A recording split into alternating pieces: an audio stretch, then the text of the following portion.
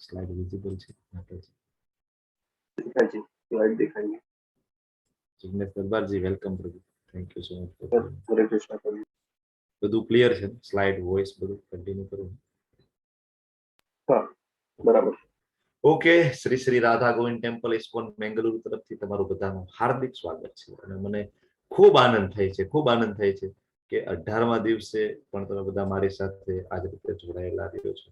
એ ખૂબ આનંદની વાત છે. તમારો બધાનો ઋણી છું, તમારો બધાનો આભારી છું કે તમારા બધાના કારણે મને આટલો સુંદર મજાનો સત્સંગ 18 દિવસ, આમ તો આજે લગભગ 21 દિવસ થઈ રહ્યા છે. 18 દિવસ 18 અધ્યાય, પણ આપણે થોડા જે લેન્ધી ચેપ્ટર હતા એને આપણે ડિવાઈડ કરીને 2 દિવસમાં આપી દીધા હતા. તમે ઓલમોસ્ટ 21 દિવસથી મારી સાથે જોડાયેલા છો. તમારો બધાનો ખૂબ ખૂબ આભાર. સ્વાગત છે. શ્રી શ્રી રાધા ગોવિંદજીના ચરણોમાં વંદન કરીએ અને ભગવાનના શાશ્વત ભક્ત અર્જુનજીના ચરણોમાં વંદન કરીએ. એવા જ ભગવાનના શાશ્વત ભક્ત શિલા પ્રભુપાદજી, જય પતાકા સ્વામીજી મહારાજ, નામનિષ્ઠદાસ પ્રભુજી, ધર્મેશ્વર કૃષ્ણદાસ, કેતન પારેખજી અને બીજા બધા ટીચર્સ, વોલેન્ટિયર, તમે બધા જે કો હોસ્ટ અને એડમિનની સેવા આપી રહ્યા છો, જે બુક ડિસ્ટ્રીબ્યુશનમાં જે આપણા ભક્તો આટલી ગરમીમાં પણ જઈ રહ્યા છે, ખૂબ ખૂબ ધન્યવાદને પાત્ર છે. અને ખૂબ સુકૃતિઓ હોય તો થાય, બાકી આપણે બધા તો એસીમાં બેઠા હોય આરામથી, પણ અત્યારે બુક ડિસ્ટ્રીબ્યુશનમાં જવું એ ખૂબ ચેલેન્જિંગ જોબ હોય છે. છતાં એ બધા કરે છે કૃષ્ણને પ્રિય બનવા માટે. આપણે આજે જોઈશું. ઓકે, તો બધા ભક્તોના ચરણોમાં વંદન કરી અને આપણે આગળ વધીએ. મંગળાચરણથી શરૂઆત કરીએ.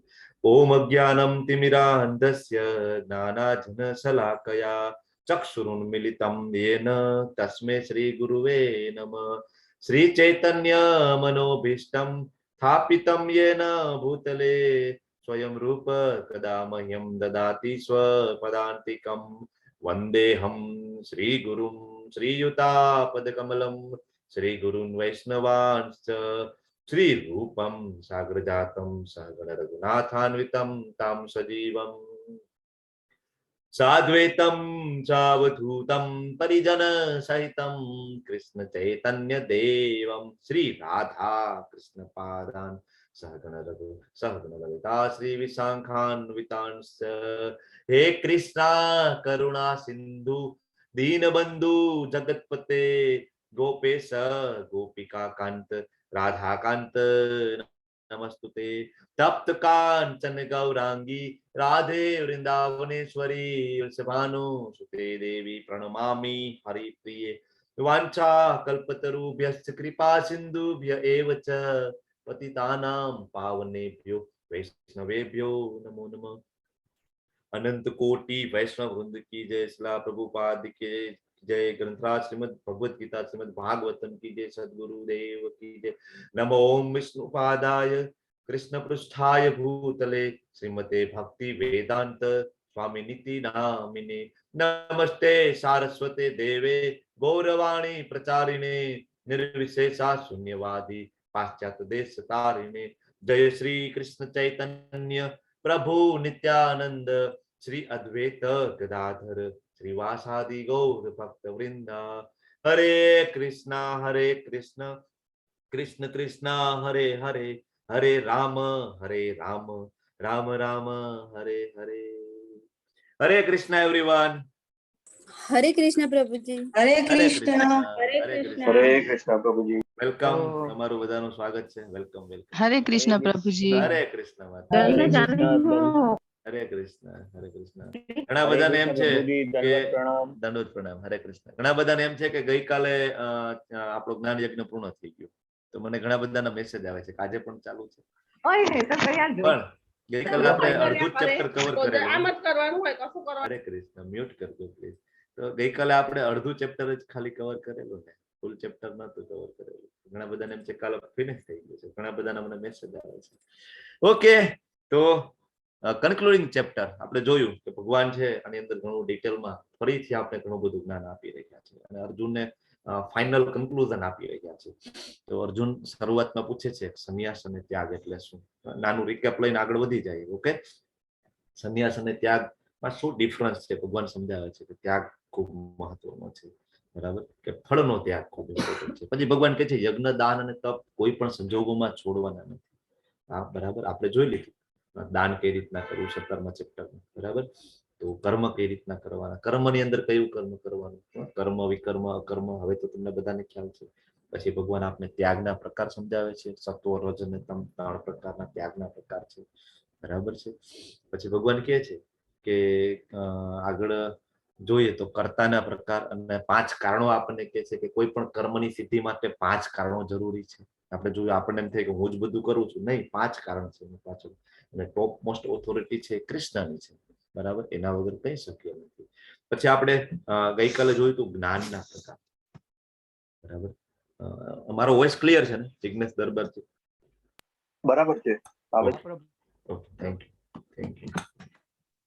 તો જ્ઞાનના પ્રકાર આપણે જોયા હતા, બરાબર. સત્વ રજ અને તમ, બહુ ઈઝી છે, પ્રકાર યાદ રાખવો. કર્મના પ્રકાર આપણે જોયા હતા, સત્વ રજ અને તમ, બરાબર. કર્તાના પ્રકાર આપણે જોયા હતા, કેવો કર્તા આપણે બનવાનું છે, આપણું કયું લેવલ આપણે જાળવી રાખવાનું છે, ખૂબ ઇમ્પોર્ટન્ટ છે. 3 પ્રકારના કર્તા આપણે જોયા હતા. બુદ્ધિના પ્રકાર જોયા હતા કે આપણી બુદ્ધિ કેવી હોવી જોઈએ, સત્વગુણી હોવી જોઈએ, રજોગુણી હોય કે તમોગુણી હોવી જોઈએ, બરાબર. અને 4 પ્રકારના વર્ણનનું ભગવાન અહીંયા વર્ણન કરી રહી છે. આની પહેલા ભગવાને કીધું કે વર્ણ વ્યવસ્થા મેં જ બનાવેલી છે, પણ મેં ગુણ કર્મ મુજબ બનાવેલી હતી, અને આપણે બધા એને જન્મ કર્મ મુજબ લઈ લીધી, બરાબર. તો ભગવાન હવે એના ગુણો એક એક, કે ભાઈ બ્રાહ્મણ છે તો એની ક્વોલિટી શું છે, ક્ષત્રિયની ક્વોલિટી શું છે, શૂદ્રની ક્વોલિટી શું છે, બહુ ડિટેલમાં અહીંયા આપણને આપી રહ્યા છે ભગવાન. અને પછી ભગવાન કહે છે કે ગમે તે વર્ણ વ્યવસ્થામાં આવતા હોય, તમે ગમે તે ગુણની અંદર આવતા હોય, પણ તમે મને પામી શકો છો, તમે પૂર્ણતાને પ્રાપ્ત કરી શકો છો. એવું નથી કે ભાઈ બ્રાહ્મણો જ ભગવાનને પ્રાપ્ત કરે, તો ભગવાન એક ક્લેરિટી આપે છે કે તમે ગમે તે વર્ણ વ્યવસ્થામાં, તમે શુદ્ર હોય, પતિત કેમ ના હોય, તો પણ તમે મને પામી શકો છો. પછી ભગવાન કહે છે કે બીજાની કોપી નહીં કરવાની, સ્વધર્મ રૂપે આપણું જે નિયત કર્મ છે ને એ આપણે કન્ટિન્યુ રાખવું, અને કરતા કરતા યુદ્ધ કરવાનું છે, મતલબ એ કરતા કરતા આપણે આપણું નિયત કર્મ કરવાનું છે. પછી ભગવાન છે કે છે કે બ્રહ્મભૂત પ્રસન્નાત્મા, મારો ભક્ત કેવો હોય છે, શોક કરતો નથી, ન કાંક્ષતી, કઈ કામ નથી કરતો, એટલે ભગવાનને રિલેટેડ કામ કરે છે. સમ સર્વેષુ ભૂતેષુ મદ ભક્તિ લભતે પરમ, આપણે કાલે અહીંયા સુધી કવર કરેલું હતું. ઓકે, હવે અહીંથી આપણે આગળ વધીએ 18.55 શ્લોક. ઓકે, તો ભગવાન આમાં કહે છે, હવે જનરલી આ 52 થી લઈને જે 66 જે શ્લોક આવે છે ને, તો એ ભગવાનના છેલ્લા સ્ટેટમેન્ટ. હરે કૃષ્ણ પ્રભુજી. હરે કૃષ્ણ માતાજી, વેલકમ, સ્વાગત છે તમારું, વેલકમ. તો હવે ભગવાન કહે છે કે ભક્ત્યા મામ અભિજાનાતિ, મને કોણ જાણી શકે છે, છેલ્લા સ્ટેટમેન્ટ છે. આપણે ગીતાજીનો સાર જે જોયો હતો, બરાબર, તો ત્યાંથી જ આપણને ભગવાન સમજાવી રહ્યા છે કે ભક્તિ ખૂબ ઇમ્પોર્ટન્ટ છે.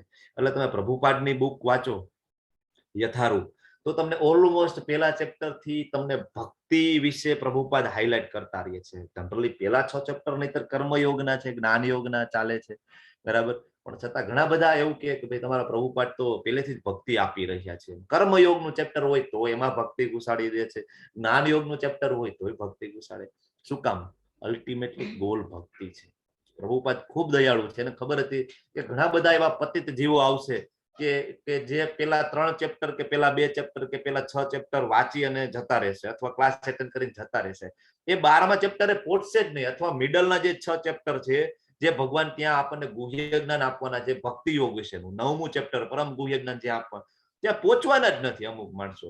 તો પ્રભુપાદ ખૂબ દયાળુ છે, પહેલા ચેપ્ટર થી જ ભક્તિ આપવાનું ચાલુ કરી દે છે. ભગવાન પહેલા એ આપી દે છે કે નહીં, ભક્તિ કરો, કારણ કે એ ભગવદ ગીતાનું ઇસેન્સ છે, સાર છે, બરાબર. હવે આ ભગવાન કહે છે, જો ક્લેરિટી આપે છે ફરીથી કે ભક્ત્યા મામ અભિજાનાતિ, મને કેવળ ભક્તિ દ્વારા પૂર્ણ પુરુષોત્તમ પરમેશ્વર તરીકે મૂળ રૂપે જાણી શકાય છે. અને આવી ભક્તિ વડે જ્યારે મનુષ્ય મારી પૂર્ણ ચેતનામાં રહે છે ને, ત્યારે તે વૈકુંઠ જગતમાં પ્રવેશ કરે છે. જો બહુ ક્લિયરલી, મને કોણ જાણે, ભગવાન કે મને યોગી જાણી શકે, મને કર્મી જાણી શકે, મને જ્ઞાની જાણી શકે, મને અષ્ટાંગ યોગી જાણી શકે, ભગવાન કે કોઈ નહીં, મને ખાલી મારો ભક્ત જાણી શકે. એવું નથી કે આ બધા છે ભગવાનને પ્રાપ્ત નહીં કરી શકે, અષ્ટાંગ યોગી જ્ઞાન યોગમાં આગળ વધે ભગવાનને પ્રાપ્ત નહીં કરી શકે, એવું ભગવાને આગળ કીધું. પણ સૌથી સુગમ રસ્તો કયો છે આપણે જોયું હતું ને, 8મા અધ્યાયના 14મા શ્લોકમાં ભગવાન સમજાવે છે કે અનન્ય ચેતા સતતમ યો મામ, અનન્ય ચેતા કે જેની ચેતના સતત મારામાં રહેલી, સતતમ યો મામ સ્મરતિ નિત્યમ, બરાબર, કે જે મને નિત્ય યાદ કરી રહ્યા છે. તો ભગવાન કહે છે તસ્યા અહમ સુલભ પાર્થ, એના માટે હું સુલભ છું, બરાબર. નિત્યયુક્તસ્ય યોગિનઃ, બરાબર. તો પાર્થ એના માટે હું સુલભ છું કે જે મારી નિત્ય સ્મરણ કરે છે અને જેની ચેતના અનન્ય રૂપે મારામાં રહેલી છે. ભગવાન ફરીથી કહે છે મને કોણ જાણી શકે, ભક્ત્યા મામ અભિજાનાતિ. તો જે સરળ રસ્તો છે આપણે શું કામ અપનાવીએ નહીં, આપણે શું કામ અઘરા કળિયુગની અંદર આમે નથી થતું, એક માળે નથી થતી, એમાં ડિફિકલ્ટ રસ્તો અષ્ટાંગ યોગ જ્ઞાન યોગનો અપનાવીને તો કઈ રીતના શક્ય બનશે. તો કૃષ્ણ ખૂબ દયાળુ છે, ભગવાન ખૂબ દયાળુ છે. કળિયુગમાં સાક્ષાત ચૈતન્ય મહાપ્રભુ સ્વરૂપે આવી અને આપને હરે કૃષ્ણ મહામંત્ર આપે છે કે ભાઈ તમે આટલું તો કરી શકશો ને, બરાબર, તો આટલું કરો, બરાબર. તો ભગવાનની જે ભક્તિનો માર્ગ છે એ ભગવાન પોતે જણાવે છે. જ્યારે આવે છે તો પોતે કહે છે કે આ રીતના તમે મારી પાસે આવી શકશો, બરાબર. તો જે મારી પૂર્ણ ચેતના મારી એ વૈકુંઠ જગતમાં પ્રવેશ પામશે. બહુ ઈઝી છે, આપણને એમ થાય કે હા ઈઝી છે, બરાબર. પણ ભક્તિ કેવી રીતના કરવી? ખાલી બહારથી જાણીને ભક્તિ કરવાથી નહીં થાય. ખાલી ભગવદ્ ગીતાના ક્લાસ એટેન્ડ કરી લીધા અને બસ હવે મને બધું જ્ઞાન મળી ગયું છે, બરાબર. પણ આપણે ડીપ જવું પડશે. ધારો કે મધમાખીને મધનો ટેસ્ટ કરવો હોય તો એને ડીપ જવું પડશે. બોટલ ખોલી અને અંદરથી ટેસ્ટ કરશે તો એને મધનો ટેસ્ટ મળશે. બાકી બહારની સાઈડમાં ચાટવાથી કઈ મળવાનું નથી. સેમ વે ભગવદ્ ગીતાનું લેવલ 1 આપણે કરીશું અને પછી આપણે આગળ નહીં વધીએ, લેવલ 2 નહીં કરીએ, લેવલ 3 નહીં કરીએ, ભગવાનની ભક્તિ નહીં કરીએ, સાધનામાં આગળ નહીં વધીએ, તો એનો અર્થ નથી રહેતો ફાઇનલી, બરાબર. એટલે ખૂબ આપણે આગળ વધવું જરૂરી છે સ્પિરિચ્યુઅલ લાઈફની અંદર, બરાબર. આપણે કોઈ પાર્કમાં જઈએ, તમે બધા તો હવે જતા હશો, વોટર પાર્કમાં જઈએ અથવા કોઈ એમ્યુઝમેન્ટ પાર્કમાં જઈએ તો આપણને એક હાથમાં પહેરવાનો બેન્ડ આપે. તમને ખબર ને, બેન્ડ હોય તમારી એન્ટ્રી ટિકિટ હોય. તો સેમ વે ગોલોક વૃંદાવન ધામની એન્ટ્રી ટિકિટ શું છે? એન્ટ્રી ટિકિટ છે ભક્તિમય સેવા. ભગવાનની વ્યક્તિમય સેવા કરીએ એની એન્ટ્રી ટિકિટ છે, બરાબર. તો તમે બધા પણ આ ટિકિટ મેળવો, બરાબર. પછી અહીંયા એક માયાવાદી નું એક સ્ટેટમેન્ટ ફરીથી આપણે રિપીટ કરીએ છીએ છેલ્લા ચેપ્ટરમાં, બરાબર. આપણે ગોલોક ચાર્ટમાં જોયું હતું કે ઊંચામાં ઊંચું જે ધામ છે, ભૌતિક અને આધ્યાત્મિક જગતની અંદર સૌથી શ્રેષ્ઠ ધામ છે ગોલોક ધામ છે. ભૌતિક જગતનું શ્રેષ્ઠ હોય ઊંચું તો એ સત્યલોક છે, પણ એ ભૌતિક જગતનું. આપણે તો અહીં ગોલોક વૃંદાવન ધામની ચર્ચા કરી રહી છીએ. તમને અહીં બાજુમાં એક ફોટો દેખાઈ રહ્યો છે, એની અંદર તમને શું દેખાય છે જોવો જોઈએ. હરે કૃષ્ણ. એક અહીં બાજુમાં ગ્રીન કલરનું પાંદડા દેખાય છે. યસ અમરીશજી, વેલકમ અમરીશ પ્રભુ. તમારો જ અવાજ હતો ને? હા હા પ્રભુ. ઓકે ઓકે, હું તમને કો હોસ્ટ બનાવી દઉં છું. Welcome, thank you. તમે છે ને પ્રભુ લેવલ 2 ની લિંક ચેટ બોક્સમાં નાખી દેજો, એટલે બાકીના ફિલઅપ કરવા માંડજો. આપણો ક્લાસ ચાલુ હોય સાથે સાથે એ પણ કામ કરજો. લેવલ 2 માં આગળ વધો અને છેલ્લે આપણે જોઈ લઈએ, કોઈને કઈ પ્રશ્ન હોય તો આપણે જરૂરથી લઈ લઈશું. તો આમાં તમને એક પક્ષી દેખાય છે, પોપટ દેખાય છે, બરાબર. તો માયાવાદીઓના સ્ટેટમેન્ટ, માયાવાદી એટલે નિર્વિશેષવાદીઓ કહેવાય, નિરાકારવાદીઓ કે જે ભગવાનનો આકાર સ્વરૂપે માનતા નથી. એવું માને છે કે પ્રકાશ છે, બ્રહ્મ છે. અને એ લોકો એવું માને કે ભાઈ અહીંથી જગતમાંથી છૂટીને આપણે બ્રહ્મમાં ભળી જવાનું છે. અથવા એવું પણ એ લોકો માને છે કે આપણે જ ભગવાન છીએ, પણ અહીંયા આપણે જન્મ લીધો ને આપણે માયામાં પડી ગયા એટલે આપણે ભૂલી ગયા છીએ. જ્યારે આપણે માયામાંથી છૂટી જઈશું એટલે આપણે જ ભગવાન છીએ. એટલે એકાબીજાને એમ કે નમો નારાયણ, નમો નારાયણ. દરિદ્ર નારાયણ આ બધા જે સ્ટેટમેન્ટ આપે છે એ બધા માયાવાદી સ્ટેટમેન્ટ છે. તો પ્રભુપાદ બહુ ક્લિયરલી કહે છે, બહુ ક્લિયરલી. પ્રભુપાદની બુક તમને શું કામ કહું છું વારંવાર વાંચો કે એ બધા ખંડન કરે છે કે તમે દૂરથી જોવો તો એક પોપટ ઝાડમાં જાય છે અને ત્યાં અંદર જતો રહે છે તો બરાબર છે કે તમને ખાલી ઝાડ દેખાય છે ગ્રીન કલરનું, લીલા કલરનું. પણ તમે નજીક જાવ છો તો તમને ખબર પડે છે કે ઝાડ પણ છે અને પોપટ પણ છે. બંનેનું અલગ અસ્તિત્વ છે. એવું નથી પોપટ અંદર થઈને જતો રહ્યો વિલીન થઈ ગયો અને પોપટના પાંદડા બની ગયા, એવું નથી હોતું, બરાબર. તો બેયનું અસ્તિત્વ જુદું છે. સેમ વસ્તુ બીજા અધ્યાયમાં ભગવાને પોતે કહી દીધું, નત્વ્યવાહમ જાતુનાસમ નત્વમ નેમે જનાધિપા, કે અર્જુન પેલા તું પણ હતો અને હું પણ હતો, અત્યારે પણ હું છું અને તું છો, અને ભવિષ્યમાં પણ તું હોઈશ અને હું પણ હોઈશ. મતલબ આપણા બેયનું અલગ અસ્તિત્વ છે. એવું નથી અર્જુન પેલા તું મારા અંદર હતો, વિલીન થઈ ગયેલો હતો, પછી તું મારામાંથી અલગ બહાર નીકળ્યો અને ભૌતિક જગતમાં તે જન્મ લીધો અને હવે તું મૃત્યુ થઈશ ને અર્જુન, એટલે ફરીથી તું મારામાં વિલીન થઈ જઈશ, આપણે બે એક થઈ જશે. આવું ભગવાન આખા ભગવદ ગીતામાં ક્યાંય સ્ટેટમેન્ટ આપતા નથી. ભગવાન ક્લિયરલી કહે છે તમારું અસ્તિત્વ જુદું છે અને મારું અસ્તિત્વ જુદું છે, બરાબર. તો આ માયાવાદીના સ્ટેટમેન્ટ છે એનું ખંડન પ્રભુપાદ બહુ ક્લિયરલી કરે છે. અને આખી ભગવદ્ ગીતામાં ભગવાન પોતે વારંવાર કરે છે કે જે નિરાકારવાદીઓ મને વ્યક્તિ સ્વરૂપે નથી માનતા એ મૂર્ખ છે, અલ્પ બુદ્ધિ છે. ભગવાન પોતે શબ્દ વાપરે છે એના માટે કે બુદ્ધિહીન છે. બરાબર. પછી એક બીજું ઉદાહરણ એ લોકો એવું આપે કે માછલી છે સમુદ્રમાં જાય તો એમાં વિલીન થઈ જાય. નહીં, માછલીનું અસ્તિત્વ જુદું છે, સમુદ્રનું અસ્તિત્વ જુદું છે, શાર્ક માછલીનું અસ્તિત્વ જુદું છે. તો સેમ વે આપણે પણ જો ધામમાં જઈએ, આપણે ખૂબ ભક્તિ કરીએ કૃષ્ણજીની અને આપણે ધામમાં જઈએ ને તો આપણું અસ્તિત્વ જુદું રહે છે અને કૃષ્ણજીનું અસ્તિત્વ જુદું રહે છે. પણ ગુણની અંદર આપણે ભગવાન સાથે સમાનતા ધરાવીએ છીએ, ક્વોન્ટિટીમાં નહીં.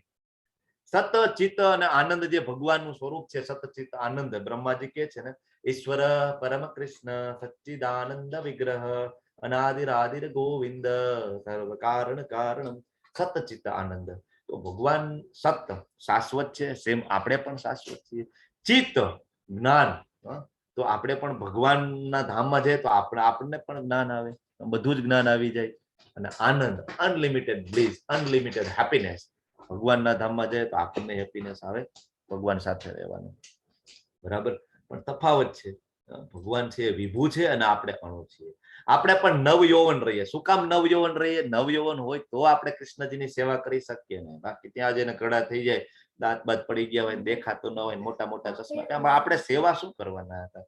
માંડ માંડ જો હાલી શકીએ તો કૃષ્ણજીની થોડી આપણે સેવા કરી શકીએ, એની લીલામાં ભાગ લઈ શકીએ. એટલે ત્યાં બધા નવયૌવન રહે છે. બરાબર. ત્યાં કહેવાય કે અંધારું થતું જ નથી. ભગવાન કે છે ને, ન તદ ભાસેતે સૂર્યો ન શશાંકો ન પાવક. આપણે 15મા અધ્યાયમાં જોઈ લીધું. ભગવાન તેના ધામનું વર્ણન કરે છે કે ભાઈ અહીંયા કઈ દિવસ રાત નથી થતી. આપણને અહીંયા ભૌતિક જગતમાં ક્યારેક એક દિવસ ખૂબ સારો ગયો હોય, બરાબર, પાર્ટી છે, મેરેજ છે, તો આપણે એમ થાય કે આ દિવસ જલ્દી પૂરો ના થાય તો કેવું સારું. આપણે આખો દિવસ આનંદમાં હોય કે આમ કહેવાય દિવસ ચાલુ જ રહે તો કેવું સારું, કન્ટિન્યુ. તો ભગવાનના ધામમાં એવું છે, ચાલુ જ રહે. આહારની જરૂર નથી, નિદ્રાની જરૂર નથી, બધા ભગવાન સાથે લીલામાં ખૂબ મસ્ત છે. તો આપણે પણ બધાએ ત્યાં જવાની આશા રાખવી જોઈએ અને એની તૈયારી કરવી જોઈએ. અને તૈયારી રૂપે આપણે શું કરવાનું છે? આપણે ભગવાનનું નામ સ્મરણ કરવાનું છે, ભગવાનનો જપ કરવાનો છે, સત્સંગ કરવાનો છે. ચૈતન્ય મહાપ્રભુ છે ને, એ સત્સંગ કરતા કૂટ સત્સંગને વધારે કહે છે કે ભાઈ એટલીસ્ટ કૂટ સત્સંગ તો ના કરવું. તમારા કીધે સત્સંગ થોડો ઓછો થાય ને તો ચૈતન્ય મહાપ્રભુ કે ચાલશે, પણ કૂટ સત્સંગ ના કરવો. ખાસ યાદ રાખવું. ભગવદ્ ગીતા વાંચવી જોઈએ. બરાબર. તો આ રીતના આપણે ધામમાં જવાની તૈયારી કરી શકીએ. 56મા શ્લોકમાં ભગવાન કહે છે કે મારા રક્ષામાં રહેલો મારો શુદ્ધ ભક્ત બધા પ્રકારના કાર્યો કરતા હોવા છતાં મારી કૃપાથી સનાતન અને અવિનાશી ધામને પ્રાપ્ત કરે છે. ઘણી વખત આપણે એમ થાય કે ભગવાનના ભક્તો છે મંદિરમાં ખૂબ બિઝી હોય, આપણને એમ થાય. તો ભગવાન કહે છે કે બધા પ્રકારના કાર્યોમાં હોય. ભગવાન તો ત્યાં સુધી કહે છે ઇવન તમે તમારું નિયત કર્મ પણ કરતા હોય ને અને તમે સાથે સાથે ભક્તિ કરતા હો તો તમે ધામમાં પહોંચી શકો છો.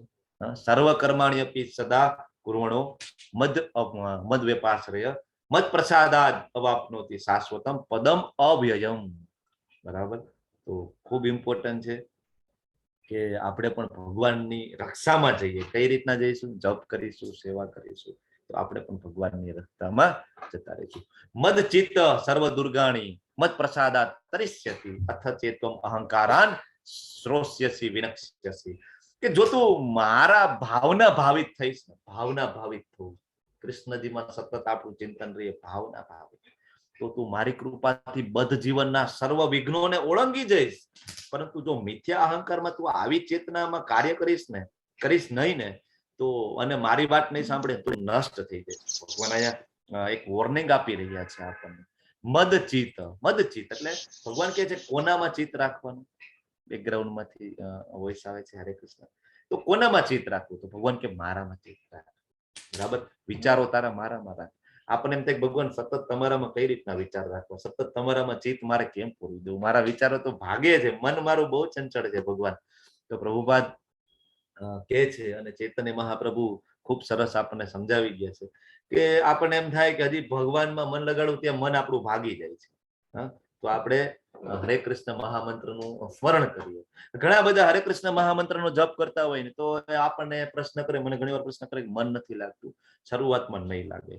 બરાબર. ઘણા બધા એવું વિચારે કે જ્યાં સુધી મારી સામે રાધા કૃષ્ણ, હું આંખ બંધ કરું, મને રાધાજી કૃષ્ણજી ના દેખાય ત્યાં સુધી તો મારામાં શુદ્ધતા નથી. એમ ત્યાં સુધી હું જપ ના કરું, હું મારી માળા ઉભી રાખી દઉં કે ધીમે માળા કરું. એટલું બધું કોમ્પ્લિકેટેડ કરવાનું જ નથી. શિલા પ્રભુપાદ બહુ ક્લિયરલી કહે છે કે એટલું બધું વિચારોમાં તમે જપ કરો અને એક વસ્તુ ધ્યાન આપો કે હરે કૃષ્ણ મહામંત્ર બોલો છો ને એના શબ્દો તમારા કાનમાં પડવા જોઈએ. બસ આટલું જ કરવાનું છે, બીજું કઈ જ તમે વિચારોમાં કે મને કેમ કૃષ્ણ દેખાતા નથી, મને કેમ કૃષ્ણના ચરણ નથી દેખાતા, મને કેમ કૃષ્ણજીની લીલા યાદ નથી આવતી, અથવા મારું મન કેમ ભાગે છે, કઈ વાંધો નહીં. તમે માળા કરો, શબ્દ તમારા કાનમાં પડે, એ શબ્દને તમે જુઓ કે બરાબર હું બોલું છું ને, એક શબ્દ કપાતો નથી ને, આટલું કરશો ને મન ઓટોમેટિક લાગી જશે. તો જપ કરવું તો મદચિત ઓટોમેટિક થાય. આપણા માટે ખૂબ સરળ બનાવી દીધું ચૈતન્ય મહાપ્રભુએ આવીને આપણા માટે મદચિત છે એ ખૂબ સરળ બનાવ્યું હતું. બાકી નહીતર ભગવાનમાં મન લગાડવું ખૂબ અઘરું છે. બરાબર. સર્વ દુર્ગાણી ભગવાન કહે છે, દુર્ગ એટલે કિલ્લો, સંસાર સાગર છે, બહુ મોટો કિલ્લો છે, બહુ મોટી જેલ છે, પણ ભગવાન કે મત પ્રસાદાત તરિષ્યતિ. ગમે એટલો મોટો તરવૈયો હોય, સમુદ્રમાં એને તરવું હોય, ભલે વિશ્વનો નંબર 1 તરવૈયો હોય, પણ જો એને સમુદ્રમાં તરવું હોય ને તો સમુદ્રના એક છેડેથી બીજા છેડે નહીં જઈ શકે. શક્ય જ નથી. જ્યાં સુધી કોઈ એને બોટ બચાવવા નહીં આવે ને ત્યાં સુધી ડૂબી જ જશે. શક્ય જ નથી. એટલે ભગવાન શું કે છે, મત પ્રસાદાત તરિષ્યતિ, મારા પ્રસાદને કારણે, મારી કૃપાના કારણે તું તરી જઈશ. ભગવાન કે છે મત પ્રસાદાત. અહીંયા બાજુમાં ફોટો દેખાય છે, ગાયનું વાછરડું હોય એની ખરી છે, ખરી એટલે એનો પગ છે, અને એ જે ખરી કહેવાય ને કે માટીમાં જેટલો ખાડો પાડે અને એમાં જેટલું પાણી ભરાય ને, તો ભગવાનના ભક્તો માટે એટલો જ આ ભવસાગર છે. નાનું બાળક પણ આને કહેવાય ઓળંગી જાય ને, બરાબર. આ તો બહુ ઈઝી છે, સમુદ્ર ઓળંગવો જ ના ઓળંગી શકીએ, પણ ખરી નો કહેવાય કે જે છાપ પડે માટીમાં એમાં જે પાણી ભરાય, બરાબર, એટલો જ આપણા માટે સંસારનો આ જે ભવસાગર છે ને આટલો જ છે. બેની કમ્પેરિઝન છે. જો આ બાજુ મોટો સાગર છે અને આ બાજુ ખાલી ખરી છે, આપણા માટે આટલો છે એ સાગર. તો કૃષ્ણ ભગવાન આપણને એમ કે છે કે જે મારી ભક્તિ કરે છે, મત પ્રસાદાત તરિષ્યતિ, બિલકુલ ચિંતા નથી કરવાની. બરાબર. ભવસાગરથી હું તમને તારી દઈશ. આપણે નથી કહેતા બે હાથ ઊંચા કરીને, ભગવાન સ્વયં આવે છે આપણને કાઢવા માટે. બરાબર. અથ ચેતમ અહંકારાન. હવે જે લોકો મિથ્યા અહંકાર વશ, ભગવાન આગળ હવે કે છે કે ભાઈ આ નથી કરતા એનું શું થાય, તો કે મિથ્યા અહંકાર વશ તું આવી ચેતના. એટલે આપણને કે છે, અર્જુન તો ભગવાનના શાશ્વત ભક્ત છે, એટલે જો આપણે આવી ભાવનામાં કાર્ય કરીશું નહીં, ભગવાનની વાત સાંભળીશું નહીં, તો નષ્ટ થઈ જઈશું, વિનાશ થઈ જઈશું. એટલે વિનાશ થઈ જશું એટલે શું, કે બ્લાસ્ટ થઈ જશે, આપણો ફાટી જઈશું નહીં, વિનાશ થઈ જશું એટલે કે હજી નીચલી યોનિમાં જતા રહીશું. બરાબર. 84 લાખ ટોટલ યોનિઓ છે, એમાંથી 80 લાખ યોનિઓ પશુઓની છે, 4 લાખ યોનિઓ મનુષ્યોની છે. તો 80 લાખ યોનિઓમાં સતત આપણે ફરતા રહીશું, ફરતા રહીશું, ફરતા રહીશું. બરાબર. અને ચેતના એટલી અશુદ્ધ થઈ જાય કે બીજી વખત મનુષ્ય જન્મ મળવો અઘરો થઈ જાય, ઇમ્પોસિબલ, નિયર ટુ ઇમ્પોસિબલ થઈ જાય.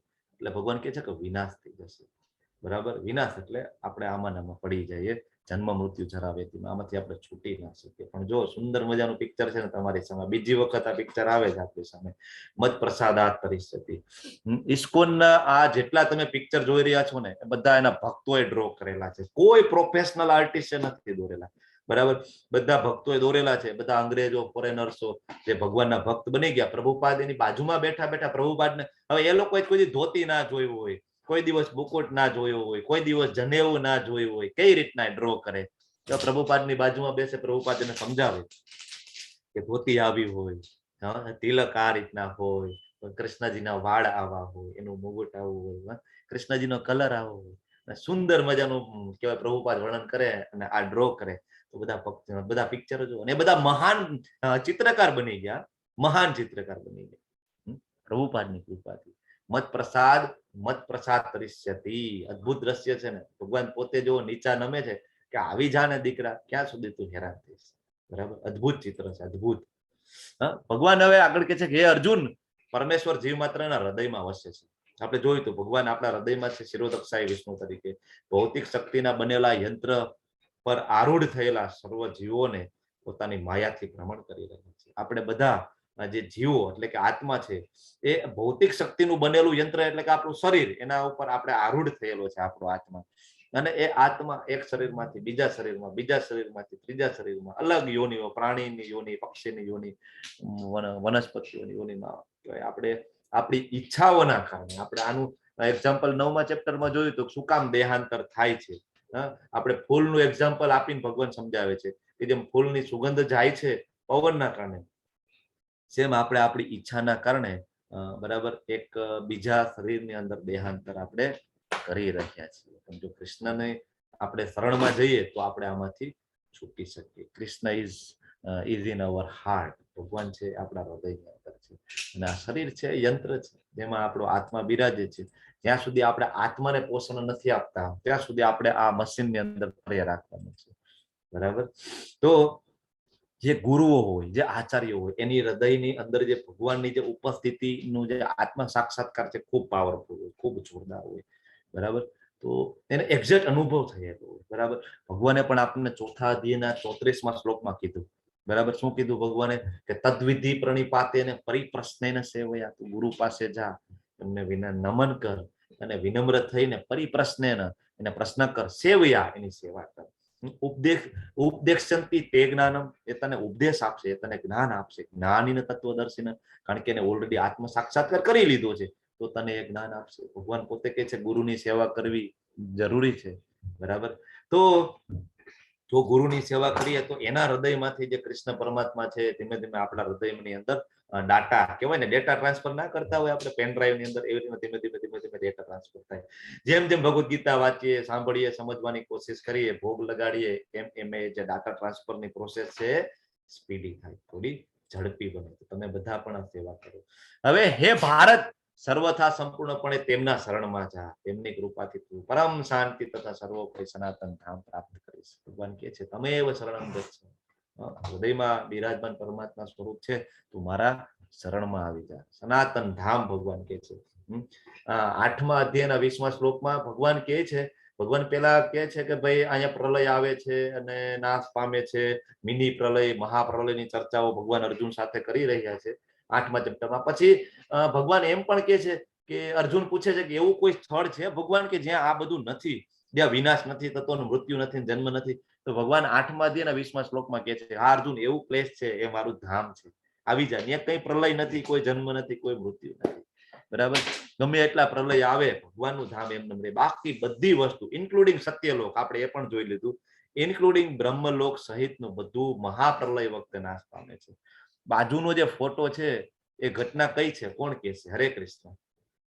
એમ તો આ રિપીટ થાય છે. આની પેલા પણ એક રાજા છે જે જગન્નાથપુરીની શું કહેવાય રથયાત્રામાં સોનાના પેલા સાફ કરે છે, રસ્તો સાફ કરે છે. ધર્મિષ્ઠાજી બરાબર છે. બીજું કોઈ એડ કરવા માંગે છે? હરે કૃષ્ણ. હરે કૃષ્ણ. બોલો મિત પ્રભુ, તમે કઈ એડ કરવા માંગો છો?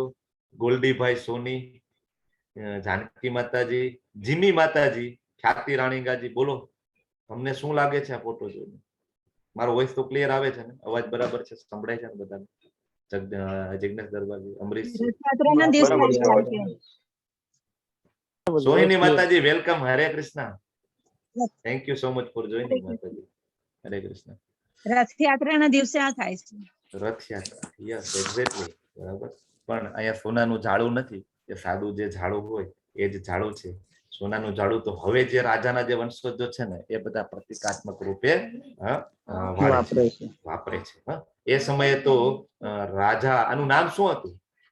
રુદ્ર પ્રતાપ. રાજા રુદ્ર પ્રતાપ છે એ ઓરિજિનલ ઝાડું લઈને રેગ્યુલર જેમ આપણે વાળતા હોય ને એમ જ વાળતા આખી શેરી.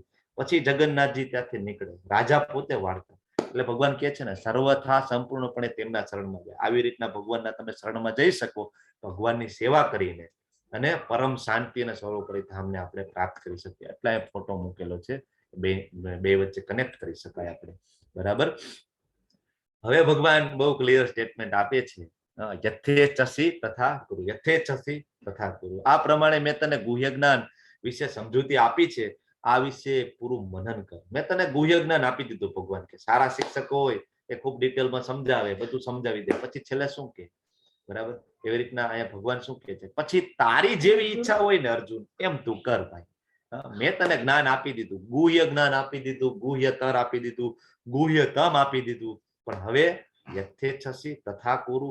ભાઈ તને જેમ લાગે, તને યોગ્ય લાગે એમ તું આગળ વધ. બરાબર. સારા શિક્ષક હોય બધું સમજાવે, પછી એમ કે હવે તને ઈચ્છા પડે એમ કર, અને મેં સમજાવી દીધું.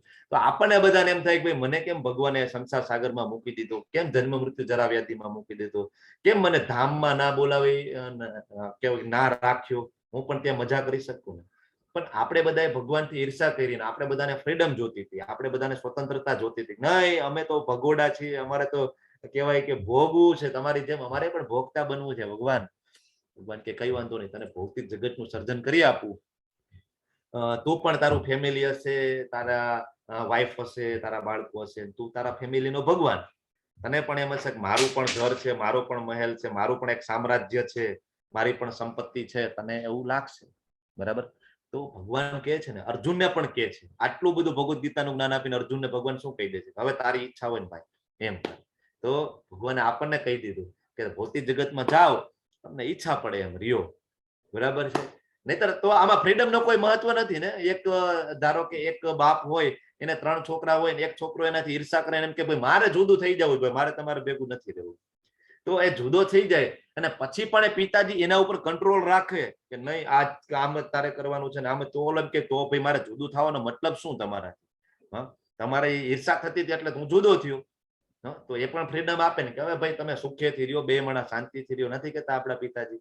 તો સેમ કૃષ્ણજી કે છે, સુખેથી રહે, શાંતિથી રહે અને તને જેવી ઈચ્છા હોય એમ તું કર. બરાબર?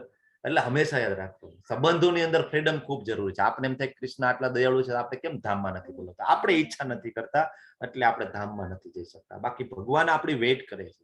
ભગવાન આપણા માટે પ્રેમપત્ર મૂકીને ગયા છે કે નહીં, આ મારો પ્રેમપત્ર છે. અને હજી સાક્ષાત શ્રી કૃષ્ણ સ્વરૂપે ભગવાન અત્યારે પણ હાજર છે આપણી સાથે, શ્રીમદ ભાગવતમ સ્વરૂપે. ભાગવતમનો સેટ ઘરે વસાવો, કૃષ્ણજીને તમે ઘરે લાવો, ભાગવતમની સ્થાપના કરો અને ભાગવતમ રોજ વાંચો. પછી તમે પરિવર્તન જોવો તમારા જીવનની અંદર. બરાબર? તો આપણે શું ઈચ્છા કરવી ને એ હંમેશા યાદ રાખવાનું. ભગવાન તો તરત કહે છે તથાસ્તુ, તારી જે ઈચ્છા હોય એમ તું કર, અને આપણે હેરાન થઈ જઈશું. એટલે હંમેશા યાદ રાખવાનું.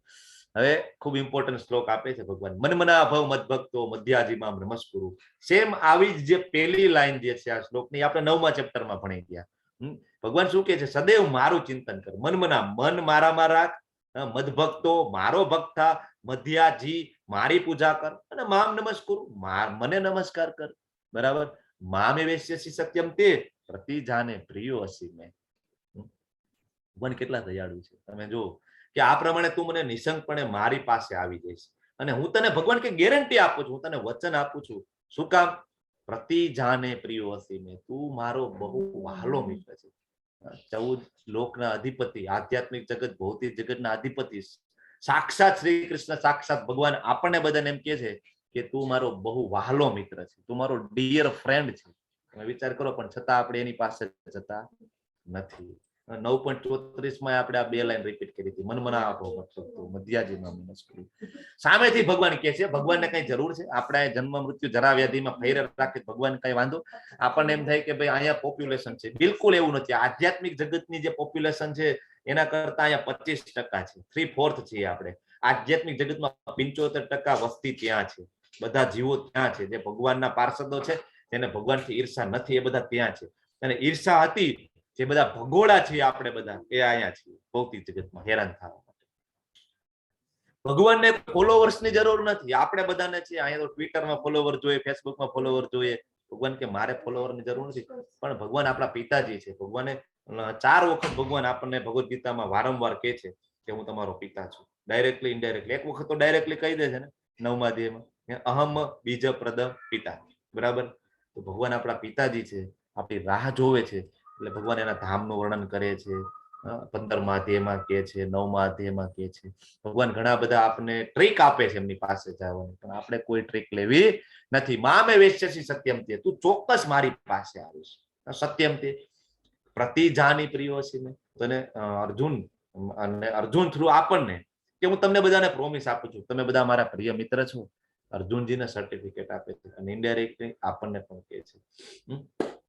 તો આપણે ભગવાનના પ્રિય બનવું જોઈએ તો આપણને પણ આ બધા લાભ મળે. ભગવાન કહે છે ને કે તું આમ કર, તું આમ કર, તું આમ કર. તો આપણે પણ ભગવાનનું માની અને એ મુજબ આપણે કરવું જોઈએ. મનમના ભવ મદભક્તો મધ્યાજીમાં નમસ્કુરુ એટલે શું? તો ભગવાનમાં મન લગાડવું એટલે શું? તો કે ભગવાનનો આપણે જે હરે કૃષ્ણ મહામંત્રનો જપ કરીએ, મન ઓટોમેટિક લાગી જશે. મદભક્તો, મનમના ભવ મદભક્તો, મારી ભક્તિ કર. ભક્તિ કરવી એટલે શું? ભગવાનની ઘરે પૂજા અર્ચના કરો, ભોગ લગાડો, ભગવાનની સેવા કરો તમે. મદભક્તો મધ્યાજી એટલે કે મારી પૂજા કર. બરાબર? ભગવાનની આરતી જો શિલા પ્રભુપાદ એટલી ઉંમરે પણ ભગવાનની આરતી કરે. તમે પણ ઘરે નાના એવા ઠાકોરજી હોય અથવા તો ફોટો હોય, બરાબર, તો તમે અગરબત્તી, દીવો અને ફૂલ, આ 3 વસ્તુથી આપણે ઘરે પૂજા કરી શકીએ. મંદિરની અંદર 7 થી 8 અલગ અલગ વસ્તુથી ભગવાનની આરતી થાય છે, પણ આપણે ઘરે કરવા માટે 3 વસ્તુ, અગરબત્તી, દીવો અને ફૂલ, આનાથી આપણે કરી શકીએ. મામ નમસ્કુરુ, જો એકદમ દંડવતની જેમ પડી ગયા છે ને પ્રભુપાદ પોતે, તો આપણે પણ જ્યારે મંદિરમાં જઈએ તો પેલા ગુરુને દંડવત કરવાના, પછી કૃષ્ણજીને દંડવત કરવા જોઈએ. આ 4 જ વસ્તુ આપણે કરવાની છે. આપણને એમ થાય કે ભગવાન કેમ નથી બોલાવતા. આપણી ઈચ્છા, આપણે ઈચ્છા કરીશું ભગવાન બોલાવશે. આપણે ભગોળા તરીકે આ ભૌતિક જગતમાં છીએ અને અહીંયા આવીને આપણે બધા ખરાબ કામની અંદર આપણે લાગી ગયા છે, ઈર્ષા, કામ, ક્રોધ, લોભ, મોહ. તો ભગવાન ભગવદ ગીતા આપીને એમ કહે છે કે પેલા તમે સુધરી જાઓ, બરાબર. આ એકચ્યુઅલી આ સુધારા ગૃહ છે, આ હોસ્પિટલ છે, પણ આપણને એવું લાગે આ હોટલ છે. પ્રભુપાદ લખે છે કે આ હોસ્પિટલ છે, હોટેલ નથી. પણ આપણે એમ થાય કે હોટેલ છે, ખૂબ આનંદ છે, ખૂબ મજા છે, પણ એના જે મેન્યુફેક્ચરર છે કૃષ્ણ સાક્ષાત એમ કે છે કે દુઃખાલયમ અશાશ્વતમ, સંસાર છે મેં બનાવ્યો છે અને મને ખબર છે કે દુઃખાલયમ છે, પણ આપણે શું કહી છે, નહીં અહીંયા તો બહુ મજા આવે છે, અમારે અહીંયા જ રહેવું છે, સુધારા ગૃહ છે, પણ આપણે શું કહી છીએ, હમ નહીં સુધરેંગે, ભાઈ અમારે સુધરવાનું નથી, અમે તો અહીંયા જ રહેવાના છીએ, બરાબર. તો ભગવાન શું કે, તો પછી હવે અર્જુન ને કહી દે છે કે ભાઈ તને ઈચ્છા હોય એમ કર. તો ભગવાન આપણને એમ કે ઇટ્સ ઓકે, તારી જે ઈચ્છા હોય તે, મજા આવતી હોય તો ફરી રાખ. એક વખત કોકરોચ બની જા, એક વખત ઇન્દ્ર બની જાય, એક વખત કીડી બની જાય, મોજ કરતું હોય. 14 લોક બનાવ્યા છે, 14 માળની બિલ્ડિંગ છે, મજા આવે ત્યાં ફરી રાખતું, બરાબર. એટલે બાપુજી હોય એ પણ એમ કે ને કે બરાબર, ઈર્ષા કરીને એક દીકરો જુદો થઈ ગયો હોય અને ત્યાં જઈને દારૂ, જુગાર, માંસ, મચ્છી, મટન, બરાબર, વ્યભિચારમાં પડી ગયો હોય, તો આપણા પિતાજી પણ એમ કે ને કે ભાઈ તારે મારી પાસે આવી જાવ હોય તો આવી જા, વાંધો નહીં, પણ જેવો અહીંથી ગયો તો ને એવો આવી જા, સુધરીને. ત્યાં જઈને તું બગડી ગયો છો, તું અહીંયા આવીશ તો બીજા તારા ભાઈઓ છે તને જોઈને એ બધા બગડી જવાના છે. તો આપણે ફ્રૂટ લેવા જઈએ ને, આપણે 1 કિલો સફરજન લેવા હોય ને તો એમાં એક આપણે આમ આમ જોઈએ છીએ બધી બાજુ, અને જરા કે ડાગા વાળું એપલ હોય ને તો આપણે નથી લેતા. તો આ તો ધામમાં જવાનું છે, એવી રીતના કેમ સિલેક્ટ કરી લેશે આપણને? ચાલો, તો શુદ્ધ થવું પડશે, ચેતનાને શુદ્ધ કરવી પડશે, કૃષ્ણજીનું માનવું પડશે, ભગવદ ગીતાને જીવનમાં ઉતારવી પડશે. તો આપણે ધામની ટિકિટ કન્ફર્મ છે આપણી. હવે ખૂબ ઇમ્પોર્ટન્ટ શ્લોક, ને ઘણા બધાને આ શ્લોકમાં કન્ફ્યુઝન હોય છે. સર્વ ધર્માન પરિત્યજ્ય મામેકમ શરણમ વ્રજ અહમ ત્વામ સર્વ પાપેભ્યો મોક્ષયિષ્યામિ મા શુચઃ. બધું છોડી દે, ભગવાન કે સર્વ પ્રકારના ધર્મોનો ત્યાગ કરી દે, મારી શરણમાં આવી જા, તારો સર્વ પાપોમાંથી હું ઉદ્ધાર કરીશ, ડરીશ નહીં, મા શુચઃ. ભગવાન બહુ ક્લિયર કે છે મામ, બરાબર, ખૂબ ઇમ્પોર્ટન્ટ છે, બરાબર. તો આપણે બધા બીજા બધાની ઘણા બધાની શરણ લેવા માંગતા હોય, આપણે લેવા વાળા છીએ ને આપણે લઈ પણ છીએ. દેવી દેવતાઓની શરણ લે, ઘણા બધા રાક્ષસોની શરણ લે, અસુરોની શરણ લે, પ્રેત, ભૂત, ભુવા, બાબા, આ બધાની શરણ લે. પણ ભગવાન અહીંયા ક્લેરિટી આપે છે કે મામ એકમ, ખાલી મારું શરણ લે, બીજા કોઈનું શરણ નહીં. તો ભગવાન ગેરંટી આપે છે મા શુચઃ. આપને બધાને એમ થાય કે મેં તો ખૂબ પાપ કર્મ કરેલા છે, આખી જિંદગી કપટ કરેલું છે, આખી જિંદગી બીજાને છેતરેલા છે, હેરાન કરેલા છે, હું ભગવાનના શરણે જવા લાયક છું જ નહીં. આપણને એમ થાય ને, હું ભગવદ ગીતા વાંચવાને લાયક નથી, એના શબ્દો બોલવાને લાયક નથી, શરણમાં જવાને લાયક નથી. પણ ભગવાન શું કહે છે? મા શુચઃ, તું ડરીશ નહીં, તું આવી જા શરણમાં, બધું છોડી દે, મારા શરણમાં આવી જા. ભગવાન કહે છે કે તારા સર્વ પાપોમાંથી હું ઉદ્ધાર કરી દઈશ, તારા સર્વ પાપોનો નાશ કરી નાખીશ, તું ડરીશ નહીં. સર્વ ધર્માન પરિત્યાજ્ય. હવે એ સમયે તો કોઈ બીજા ધર્મ નહોતા, સનાતન ધર્મ એક જ હતો, બરાબર. પણ વર્ણાશ્રમ ધર્મ હતો, બરાબર. 4 જે આપણે વર્ણાશ્રમ જોયા, એ જે વર્ણાશ્રમ ધર્મ છે, ભગવાન કે બધું છોડીને મારા શરણમાં આવી જાય, વર્ણ વ્યવસ્થા, બરાબર. અત્યારે તો ઘણા બધા ધર્મો છે, ઘણા બધા સંપ્રદાયો છે. ભગવાન તો ક્લિયરલી કે છે બધા ધર્મો છોડી મામેકમ શરણમ વ્રજ, મારા શરણમાં આવી જાય. કારણ કે પૂર્ણ પુરુષોત્તમ કૃષ્ણ છે, સાક્ષાત એ કહે છે કે હું પૂર્ણ પુરુષોત્તમ છું. ભગવાન ભગવદ ગીતાની અંદર ભગવાન છે ને એ બહુ ક્લિયરલી કહી દે છે કે હું જ ભગવાન છું. બાકી કોઈ પણ એવું નથી કહેતા કે હું ભગવાન છું, ખાલી કૃષ્ણ એમ કે છે કે હું ભગવાન છું. તો ભગવાન છે એના શરણમાં જઈએ તો ભગવાન ગેરંટી આપે છે કે હું ઉદ્ધાર કરી દઈશ, બિલકુલ ચિંતા ના કરીશ. દ્રૌપદીજીનું વસ્ત્રહરણ થાય છે, બધા પાસે હેલ્પ માંગવા જાય છે દ્રૌપદી, બધા પાસે આજીજી કરે છે. ધૃતરાષ્ટ્ર હોય છે, ઇવન 5 પાંડવો હોય છે, ભીષ્મદેવ હોય છે, દ્રોણ હોય છે, બધા પાસે. પણ છેલ્લે કે છે કે ગોવિંદા ગોવિંદા, એકદમ આદ્ર સ્વરે ભગવાનને બોલાવે છે, અને ભગવાન તરત હેલ્પ કરવા પહોંચી જાય છે. ભગવાન કે છે કે હું એનો આજીવન ઋણી થઈ ગયો. જે રીતના એને મને બોલાવ્યા ને, કારણ કે ભગવાન છે પ્રેમના ભૂખ્યા છે, પ્રેમના ભૂખ્યા છે. બરાબર. આ ઘટના કઈ છે? તમારી સામે છે ઘટના છે, એ કઈ ઘટના છે? હરે કૃષ્ણ. ગજેન્દ્ર Yes. ખૂબ સુંદર ઘટના છે. શ્રીમદ ભાગવતમ તમે વાંચો તો તમને આ ઘટના ડિટેલમાં વાંચો તો તમને ખ્યાલ આવે. ગજરાજ છે એ પ્રાર્થના કરે છે, હજારો વર્ષ સુધી એની ફાઇટ ચાલતી હોય છે, અને આ લોકની ઘટના નથી. ઘણી વખત આપણે શાસ્ત્રો વાંચીએ તો આપણે શંકા થાય કે આવું હોય ખરી, પણ આપણે ખાલી પૃથ્વીના સાપેક્ષમાં જ વિચારી રહ્યા છીએ. બરાબર. પણ આપણે ચોથા અધ્યાયના 9મા શ્લોકમાં જોઈએ તો જન્મ કર્મ ચમે દિવ્યમ, એના કર્મની અંદર મેં તમને સમજાવેલું કે જે મહાવિષ્ણુ છે એના એક એક રંધ્રોમાંથી અસંખ્ય બ્રહ્માંડો ઉત્પન્ન થાય છે. પૃથ્વીની વાત નથી, અસંખ્ય ગેલેક્સી, અસંખ્ય બ્રહ્માંડો. પણ આપણે તો એવું થાય કે પૃથ્વી ઉપર જે થાય ને એ જ સાચું હોઈ શકે. નહીં, એવું નથી. ઘણા બધા બ્રહ્માંડો છે, ત્યાં પણ ઘણી બધી ઘટનાઓ થાય, એનું વર્ણન પણ શાસ્ત્રમાં છે. તો સેમ વે ગજેન્દ્ર મોક્ષની ઘટના છે, આ લોકની ઘટના નથી. બરાબર. તો ગજેન્દ્ર ગજરાજ છે એ પૂર્વ જન્મની અંદર રાજા હતો, અને પછી એ દેવલોકમાં બરાબર હાથી બને છે. બરાબર. પછી એક વખત સ્નાન કરવા જાય છે અને મગર એનો પગ પકડી લે છે. શરૂઆતમાં અહંકાર હોય ને, હું તો રાજા છું, એક મગરનું શું આવે, હે હું હાથી છું. પણ પછી ધીમે ધીમે મગર પગ ખેંચે છે અને પાણીમાં ડૂબવા માંડે છે, નાક કાન આંખ ડૂબવા માંડે. ભગવાનને છેલ્લે પ્રાર્થના કરી, ભગવાન હવે આવો, હે ગોવિંદ હે ગોપાલ રાખો શરણ અબ તો જીવન હારે, હે ગોવિંદ હે ગોપાલ. આના ઉપરથી ભજન છે, આઈ થિંક સુરદાસજી નું છે લગભગ.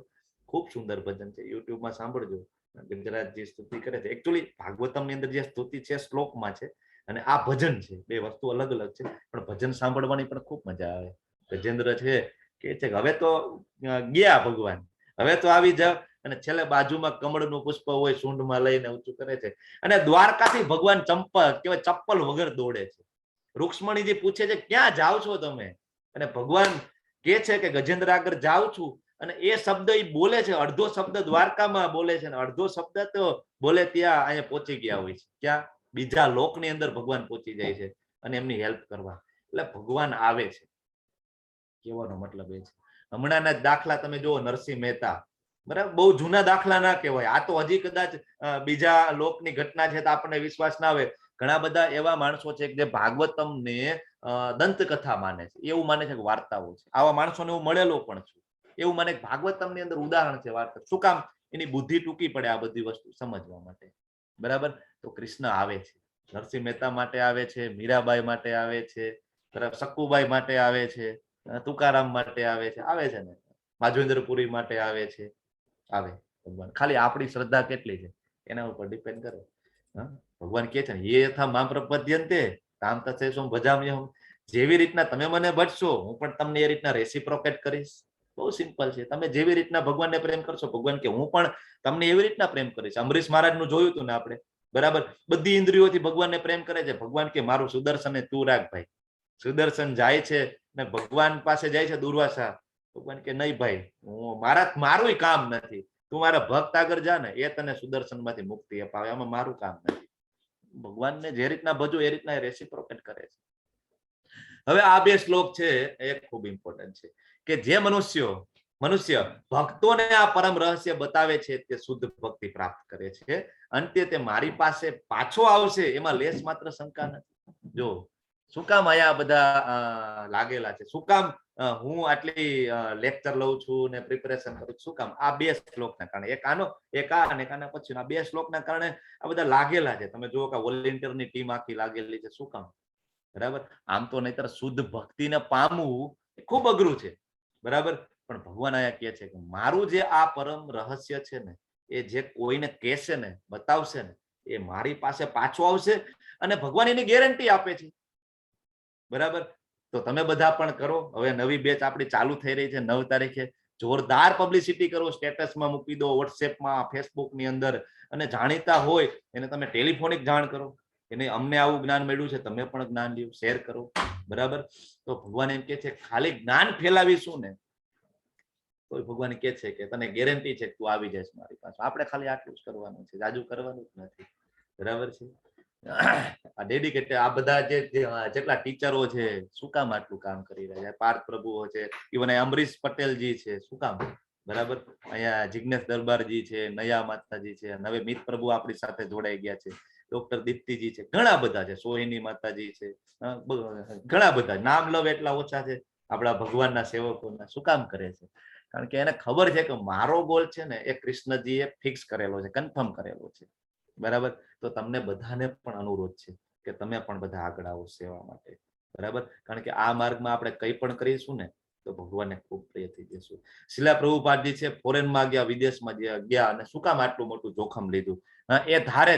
બરાબર. પ્રભુપાદ છે પોતે કહેવાય કે કેપેબલ હતા બધી રીતના, ફાર્માસિસ્ટ હતા. બરાબર.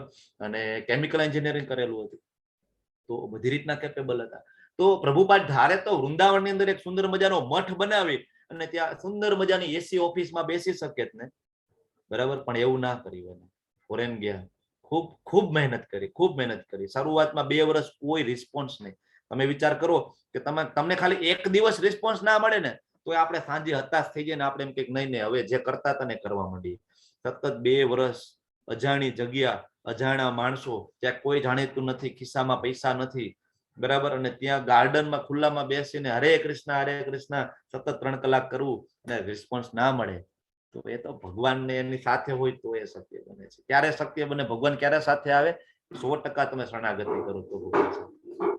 શું કામ રિસ્ક લીધું? આના કારણે રિસ્ક લીધું કારણ કે ભગવાનના પ્રિય બને. તમે જો આ બાજુના બેકગ્રાઉન્ડમાં તમને કોઈને એવું લાગે છે આમાં કોઈ ઇન્ડિયન હશે? બધા ફોરેનર છે, બધા ભૂરિયાઓ છે. તમે એનો પહેરવેશ તો જુઓ.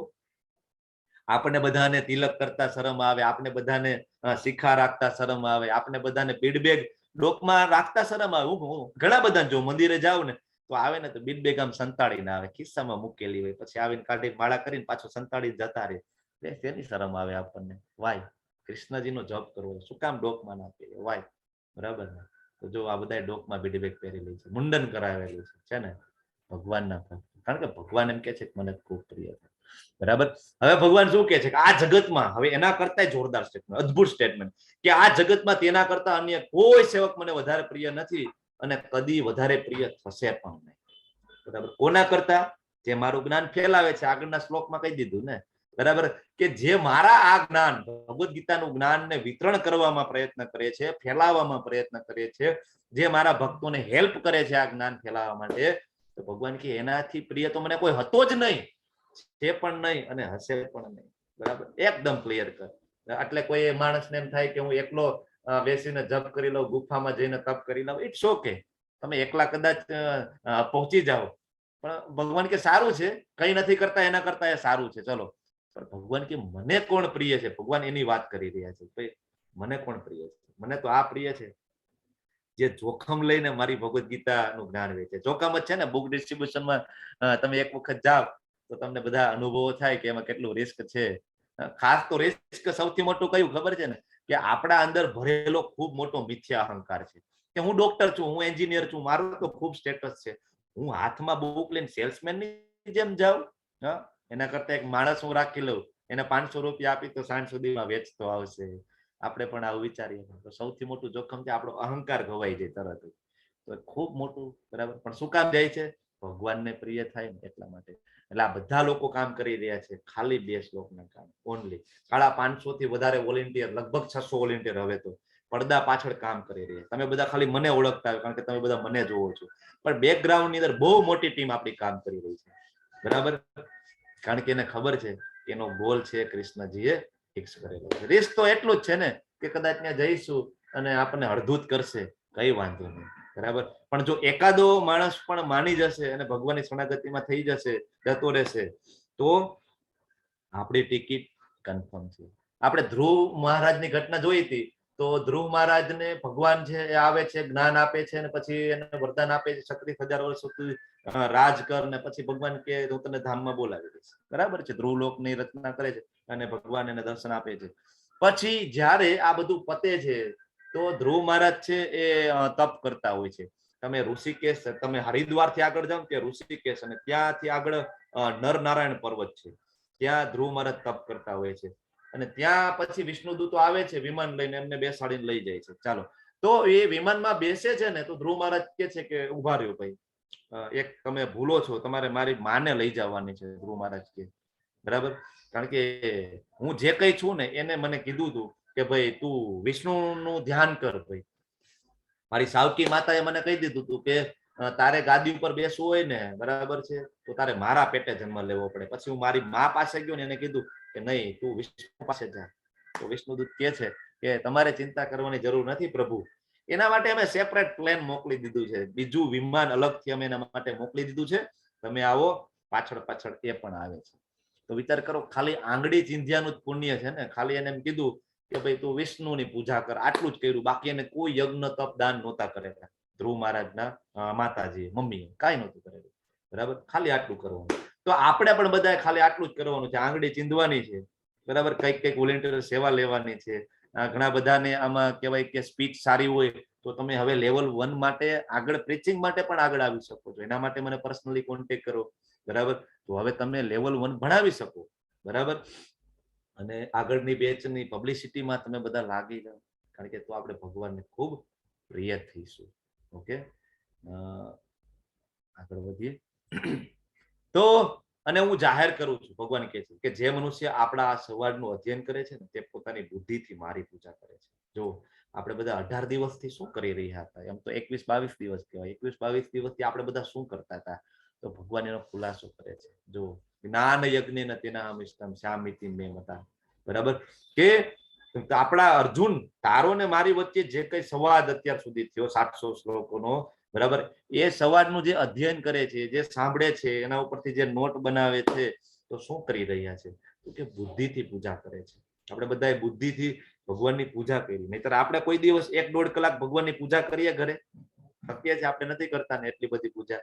પણ આપણે, તમે બધા રોજ મારી સાથે જોડાય અને રોજ 1.5 કલાક તમે બધા પૂજા કરી રહ્યા છો. તો તમારા બધા માટે મારા તરફથી બિગ હરિબોલ છે, બિગ હરિબોલ. કારણ કે ભગવાન કોમ્પ્લિમેન્ટ આપે છે ને કે મારી પૂજા તમે કરી છે 18 કલાક. તો 18 કલાક નહીં, 21 કલાક નહીં, પણ 30 કલાક જેવું. કારણ કે મેં તમારી ઘણી વખત 1.5 કલાક લીધેલી છે.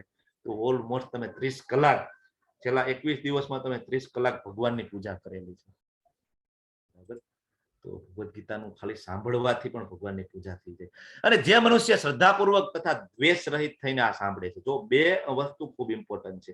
એક તો કૃષ્ણમાં ખૂબ શ્રદ્ધા હોવી જોઈએ, ભગવાન જે બોલે છે એક એક શબ્દની અંદર વિશ્વાસ હોવો જોઈએ. અને બીજું દ્વેષ ના હોવો જોઈએ, ભગવાન પ્રત્યે આપણે ઈર્ષા ના હોવી જોઈએ. ભગવાન અર્જુનને પણ કહે છે ને કે અર્જુન તું મારો ભક્ત છો અને તું મારો મિત્ર છો, અને તને ઈર્ષા નથી ને અર્જુન, એટલે હું તને ઉત્તમ જ્ઞાન આપું છું. તો જ્ઞાન આપણને ત્યારે જ આવશે કે જ્યારે આપણે શ્રદ્ધા હશે અને આપણે ભગવાન પ્રત્યે ઈર્ષા નહીં. આ બે કન્ડિશન છે. ઘણા બધા ભગવદ્ ગીતા વાંચી લે છે, શ્લોકો પોપટની જેમ કંઠસ્થ કરી લે છે, પણ તમે ભગવદ્ ગીતાનો સાર પૂછો એને ખ્યાલ ના હોય. તમે એમ પૂછો કે તમે ભગવદ્ ગીતાનું તમારા જીવનમાં શું ઉતારેલું, કઈ નહીં, બરાબર. કારણ કે ભગવાન એને જ્ઞાન આપે જ નહીં. તમે વાંચવાથી જ્ઞાન નથી મળવાનું, શરણાગત થવાથી જ્ઞાન મળવાનું છે. તો શ્રદ્ધાપૂર્વક દ્વેષ રહિત થઈને આ સાંભળે છે, સર્વ પાપોમાંથી મુક્ત થઈ જાય છે. જો ભગવાન કહે છે ખાલી તમે સાંભળો, અને એવા શુભ લોકોને પ્રાપ્ત થાય છે જ્યાં પુણ્યાત્માઓ નિવાસ કરે છે. આપણું ગોલ તો ગોલોક વૃંદાવન ધામ છે, પણ કદાચ ભક્તિ ના થાય, ભગવાન કહે ખાલી તમે શ્રદ્ધાપૂર્વક સાંભળીશો ને તોય તમે એવા લોકોના લોકમાં તમે જશો કે જ્યાં પુણ્ય આત્માઓ નિવાસ કરે છે. મતલબ સ્વર્ગનું લોક છે, મહર્ષિઓનું લોક છે, ઋષિઓનું લોક છે, તમે ત્યાં જશો. એટલીસ્ટ અહીંયા હેરાન નહીં થાવ, બરાબર. પણ આપણું ગોલ છે એ ગોલોક વૃંદાવન ધામ છે, આ યાદ રાખવાનું. શું કામ? એકાદશી ઉપર 700 શ્લોકનું પઠન થાય અને 3-3 કલાક સુધી બેઠા હોય, બધા સાંભળતા હોય. શું કામ? ખાલી સાંભળવાથી જ ઘણું બધું થઈ જાય છે. ભગવદ્ ગીતાના શબ્દોમાં એટલી તાકાત છે. અર્જુને કહ્યું મારા પ્રિય કૃષ્ણ, હે અચ્યુત, મારો ભ્રમ હવે દૂર થઈ ગયો છે. તમારી દયાથી મેં મારી યાદ શક્તિ પાછી મેળવી લીધી છે. હું મક્કમ છું અને શંકાથી મુક્ત છું. તમારી સૂચનાઓ અનુસાર કાર્ય કરવા માટે હવે ભગવાન હું તૈયાર છું. નષ્ટો મોહ સ્મૃતિર લબ્ધા. અચ્યુત અહીંયા કહે છે. અચ્યુત નો અર્થ શું થાય? અચ્યુત નો અર્થ શું થાય? બોલો બોલો. ને અચૂક આવે છે ભગવાન ભક્તની. કોઈ દિવસ ચૂકતા નથી. એક અને એક જ, બીજું કોઈ નહીં. બરાબર છે, એક્ઝેક્ટલી. ચૂકતા નથી. ભગવાન ક્યારે એના ભક્તોની સેવા કરવા માટે, ભક્તોના કામમાં આવવાની ઓપન ગેરંટી આપી રહ્યા છે. હું તો સમય પહેલા આવી જઈશ, તું ખાલી એકવાર નામ તો લઈ જો, એક વખત શ્રદ્ધાપૂર્વક મારું નામ લેને, તું બોલાવીશ એ પહેલા હું હાજર રહીશું. એટલે ભગવાન કહે છે અચ્યુત. દ્રૌપદીજી, નરસિંહ મહેતા, મીરાબાઈ આવેલા છે ને ભગવાન. હમણાંના દાખલા બહુ, દ્રૌપદી તો ઠીક છે બહુ જૂનો દાખલો, પણ નરસિંહ મહેતા, મીરાબાઈ એ કઈ બહુ જૂના દાખલા નથી, હમણાંના. બરાબર, ભગવાન આવે છે ને. બરાબર, એટલે હવે અત્યાર સુધી ભગવાને બધું કહી દીધું, શિક્ષકે બધું કહી દીધું, અને કહી દીધું ભાઈ તારે જે કરવું હોય તે કર. હવે શિષ્યનો વારો છે, અર્જુનનો વારો છે, આપણો વારો છે. તો હવે અર્જુન કહે છે કે મારો ભ્રમ દૂર થઈ ગયો. અર્જુનજીનો ભ્રમ દૂર થઈ ગયો. તમારા બધા અત્યારે 43 જણા હાજર છો, તમારો ભ્રમ દૂર થયો કે નહીં? હેન્ડ રેસ કરજો. તમારો ભ્રમ દૂર થયો? તમને યાદ શક્તિ પાછી મળી ગઈ કે તમે કૃષ્ણના દાસ છો, તમે કૃષ્ણના સેવક છો? તમારું અલ્ટિમેટ ગોલ શું છે? મનુષ્ય જીવનનો ઉદ્દેશ્ય શું છે? તમને આ યાદ આવી ગયું કે નથી આવી ગયું? કેટલાને યાદ આવી ગયું? હેન્ડ રેસ કરજો, હું જોઈ લઉં પછી થોડી વારમાં. કારણ કે અર્જુનજીનો મોહ દૂર થઈ ગયો છે. આપણો મોહ ઘણીવાર દૂર નથી થતો. લેવલ 1 રિપીટ કરીએ, લેવલ 2 રિપીટ કરીએ તો આપણો મોહ દૂર થતો નથી. કરીશ્ય વચનમ તવ. હવે અર્જુન શું કે છે? 11 જણાના હેન્ડ રેસ છે, 44 માંથી 12. કરીશ્ય વચનમ તવ, કે એઝ ઇટ ઇઝ. ભગવાન કે તમે જેમ કહો છો ને, અર્જુન કે છે ભગવાન તમે જેમ કહો છો ને હવે હું એ મુજબ કરીશ. ત્યારે આપણે શું કહીએ કે ભાઈ ભગવદ ગીતાના અમુક શ્લોકમાં મને એવું લાગે છે કે બધું બરાબર છે, પણ અમુકમાં ભગવાન કહે છે ને મને થોડોક ડાઉટ છે. હો ભાઈ, મને યોગ્ય નથી લાગતું, અથવા મારા મત મુજબ આમ થતું, મને ડાઉટ છે. અર્જુન કે નહીં, મને તો તમે જે કહો એ બધું એઝ ઇટ ઇઝ. શું કામ આવડી ભગવદ ગીતાનું નામ એઝ ઇટ ઇઝ છે? એટલા માટે. નષ્ટો મોહ, મારો મોહ દૂર થઈ ગયો છે. સ્મૃતિર લબ્ધા, મને જ્ઞાન મળી ગયું છે, મારી સાચી પરિસ્થિતિનું ભાન થઈ ગયું છે. ભગવદ ગીતા વાંચીએ તો આપણે પણ જ્ઞાન મળી જવું જોઈએ, સાચી પરિસ્થિતિનું આપણને ભાન થઈ જવું જોઈએ કે આપણે કૃષ્ણના દાસ છીએ અને મનુષ્ય જીવનનો ઉદ્દેશ્ય કૃષ્ણની સેવા કરવી. ભગવાન પાસે પાછું જવું આપણો ગોલ હોવો જોઈએ. બરાબર, ત્વત પ્રસાદાત. હવે અર્જુન કે છે જો, બરાબર, ત્વત પ્રસાદાત, કે તમારી કૃપા ભગવાન મારા ઉપર થઈને, થેન્ક યુ કે છે ભગવાનને. બરાબર, કે ભગવાન તમારે મારા ઉપર કૃપા થઈને, તમારી જે ગ્રેટફુલનેસ મારા ઉપર આવીને તો મને આ જ્ઞાન થયું. થેન્ક યુ કે છે, આભાર વ્યક્ત કરે છે. બરાબર, તો આપણે પણ જીવનમાં ભગવાનનો રોજ આભાર વ્યક્ત કરવો જોઈએ. તમે બધા 18 દિવસ પૂર્ણ કર્યા, બરાબર, તો આ ખૂબ મોટો પ્રસાદ કહેવાય. શક્ય નથી બધા કરી શકે, એ શક્ય નથી. તમે બહુ બધા રજીસ્ટ્રેશન થાય છે, બહુ બધા પહેલા બીજા દિવસે હોય છે, અને એમાંથી લગભગ 50% 18મા દિવસે હોય. બરાબર, અને આપણી બેચમાં તો તોય આપણે ખૂબ સારું છે કે 45 થી ચાલુ કરીને અત્યારે 41-42 જણા છે. તો મતલબ તમારી બધાની ખૂબ સુકૃતિઓ છે, ખૂબ સંતો મહંતાનો આશીર્વાદ છે, અને કૃષ્ણજીની તમારા બધા ઉપર ખૂબ કૃપા છે. પ્રભુજી, હરે કૃષ્ણ.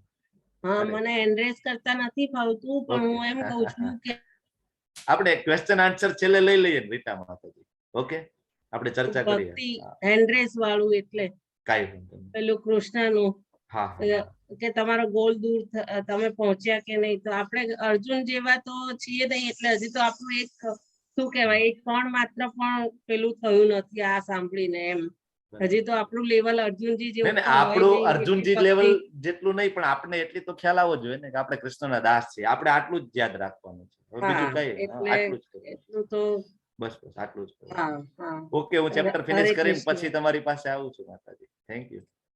ઓકે, તો હું મારી જાતને ખૂબ ભાગ્યશાળી માનું છું. તમે બધા 18 દિવસ મારી સાથે હાજર રહ્યા અને મને પણ આ પ્રસાદ તમારા કારણે મળ્યો.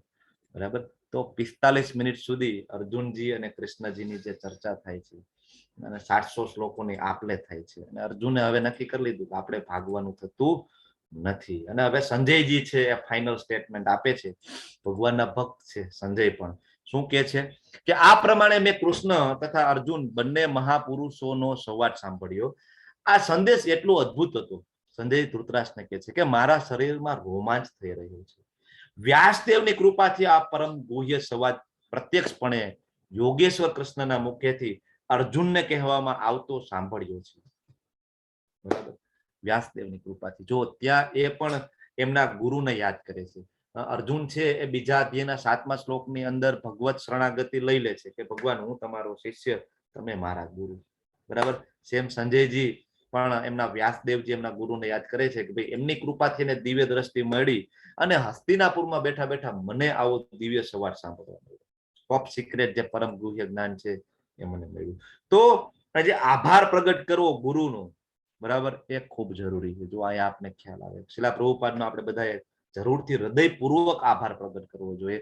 નામાનિષ્ઠા દાસ પ્રભુનો ખૂબ આપણે હૃદયપૂર્વક આભાર માનવો જોઈએ કે એમના પ્રયત્ન કારણે આ જ્ઞાન આપણા ઘરે સુધી અને 1 પણ રૂપિયાના ખર્ચ વગર આપને મળી રહ્યું છે. બરાબર, કારણ કે આ ખૂબ જરૂરી છે.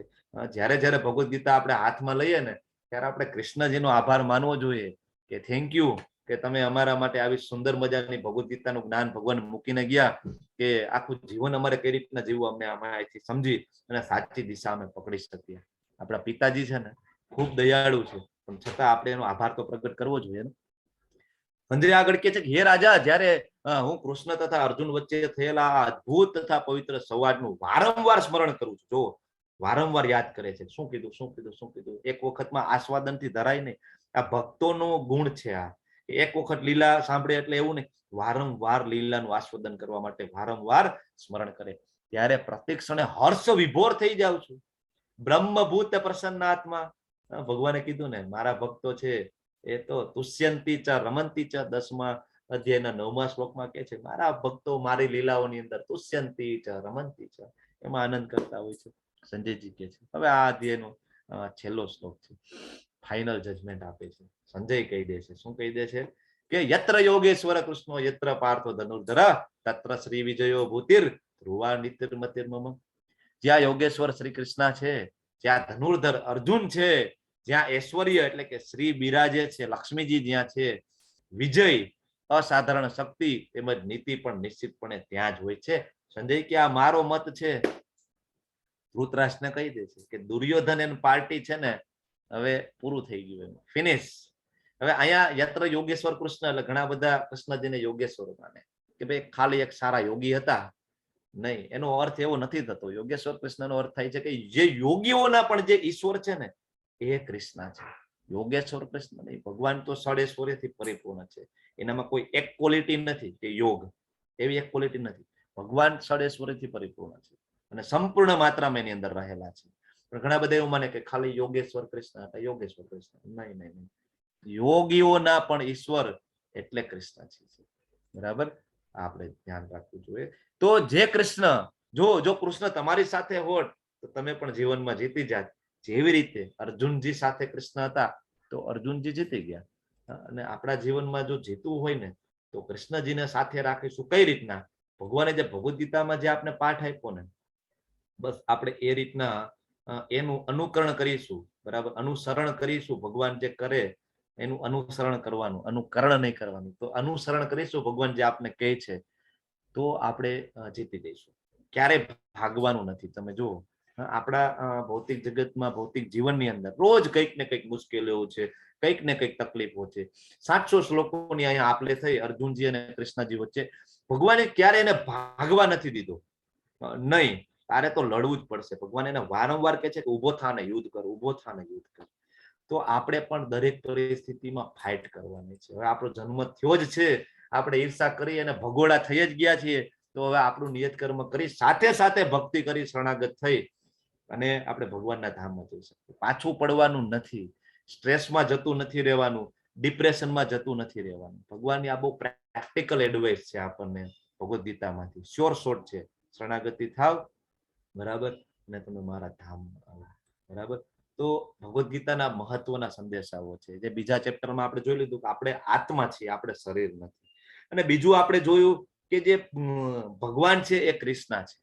કોઈ એમ કે પૂર્ણ પુરુષોત્તમ કોણ છે? તો ભગવાન પોતે ભગવદ્ ગીતામાં કહે છે પૂર્ણ પુરુષોત્તમ હું છું. ભગવાન 10મા અધ્યાયના 8મા શ્લોકમાં કહે છે કે અહમ સર્વસ્ય પ્રભવો, મારામાંથી બધું આવે છે. ભગવાન 9મા અધ્યાયમાં થોડી 7મા અધ્યાયમાં કહે છે કે મત પરતરમ નાંજન કિંચિત તંતિ ધનંજય, મારાથી પરમ એટલે શ્રેષ્ઠ કોઈ તત્વ નથી.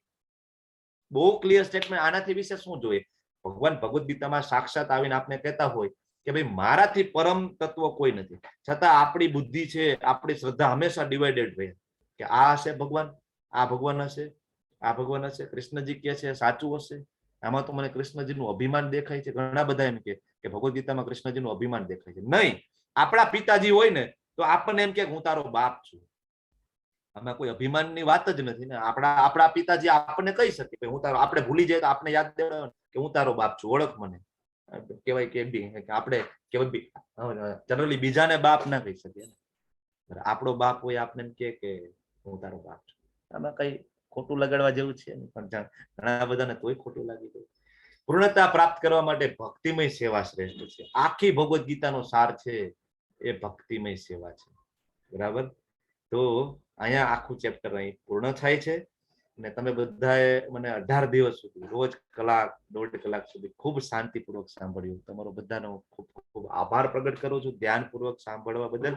અને તમારા બધા 43 પાર્ટિસિપન્ટ માટે મારા તરફથી બિગ હરિબોલ છે. કારણ કે અહીંયા સુધી પહોંચવું એ બહુ સામાન્ય વાત નથી. ખૂબ સુકૃતિઓ હોય તો થાય. અને જે લોકો રિપીટર છે એ તો બધા મહાત્માઓ છે. બરાબર. તો શ્રી રાધા ગોવિંદ ભગવાન કી જય, શિલા પ્રભુપાદ કી જય, ગ્રંથરાજ શ્રીમદ ભગવદ ગીતા શ્રીમદ ભાગવતમ કી જય. અને બધા ભક્તગણ કે જે 18 દિવસથી મારી સાથે રહેલા છે તમારા બધાની પણ જય. હરે કૃષ્ણ હરે કૃષ્ણ હરે કૃષ્ણ, કૃષ્ણ કૃષ્ણ હરે હરે હરે હરે, હરે રામ હરે રામ, હરે રામ હરે હરે. ઓકે, આપણે બધા હરે એક કૃષ્ણ. જપ કરી લઈએ.